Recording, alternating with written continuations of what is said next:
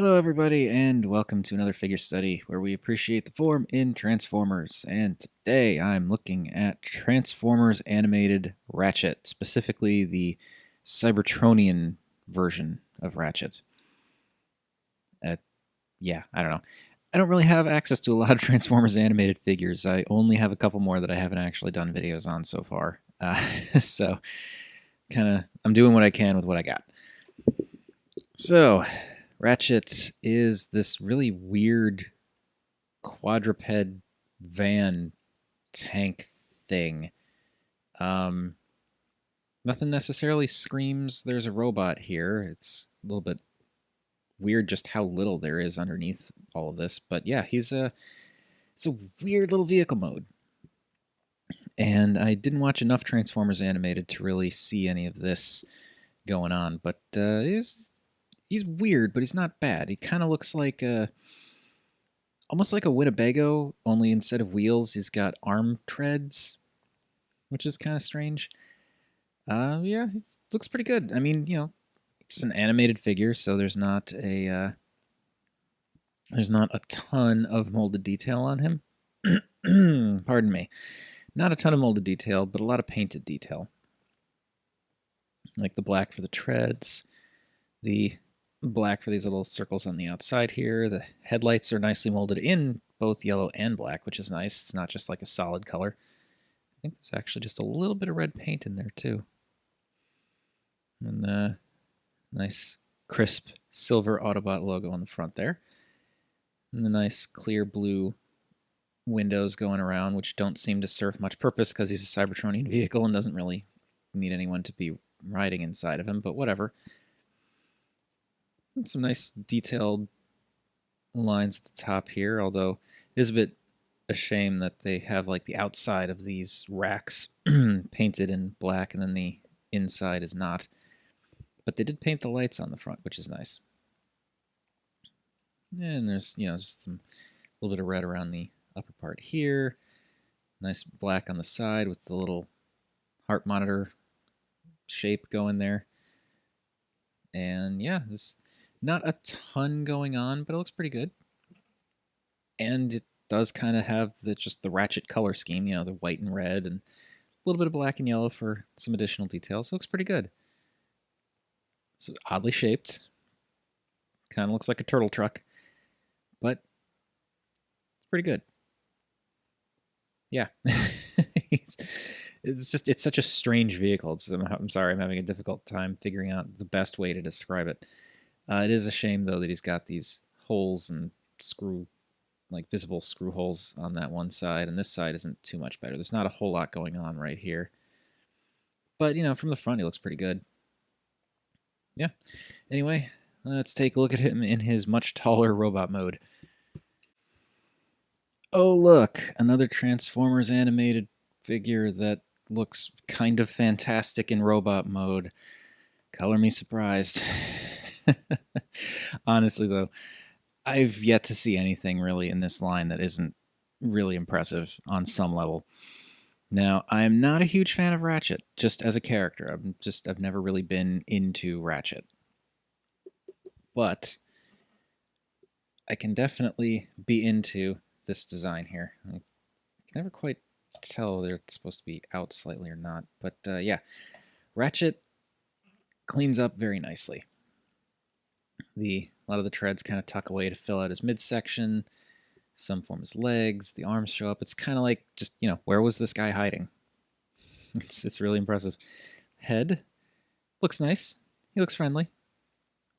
Doesn't really have the light piping thing working that well, but yeah, he's happy to see you. He's smiley. I'm honestly not a huge fan of this particular sculpt. Again, it's been a long time since I've seen Transformers animated. I don't recall Ratchet, but it's probably very accurate to the show, but I'm just not a huge fan of the design. Just not big into the massive chin look, especially for a medic. I don't know. I thought it worked okay with Optimus, but it's not quite working for me with Ratchet, which is okay. The rest of him looks really good, though. I mean, he's got some nice details. that come out. It's well, actually, really, he doesn't have any details that come out because most of this is all vehicle stuff. But it works well. Like the black, the red, the white.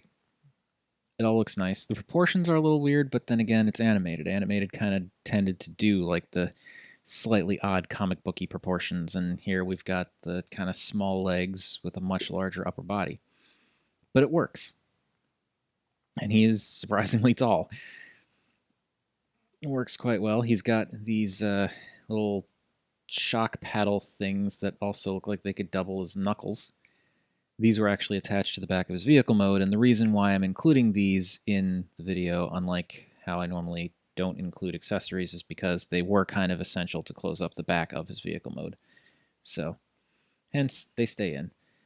This, I don't know what this is. This weird little divot with some molding on the inside. Like, I don't know if there's supposed to be something that's supposed to go there or not, because there's nothing on this side. You just have this weird little ineffective spring punch thing.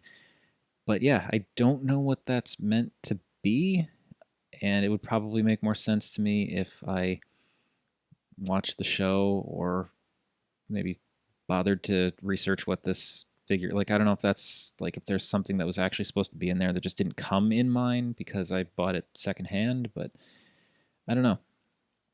Yeah, it's, with just like vehicle mode, there's not a lot of molded detail to him. It's all because he's a cartoon character, a figure based on a, it's supposed to be a physical representation of a cartoon character. There's not a whole lot of fine line molded details on him. It's just color. And that's fine. It works for him. Really the only new stuff that you see in his robot mode is the arms.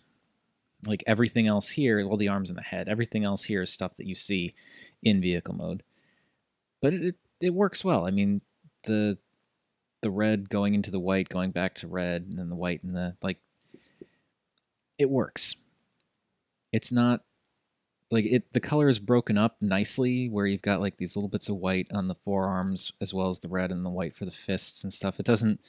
He doesn't suffer from what a lot of other figures, not necessarily in animated, but what a lot of other figures suffer from, where they have just like solid blocks of color for entire limbs and stuff like that.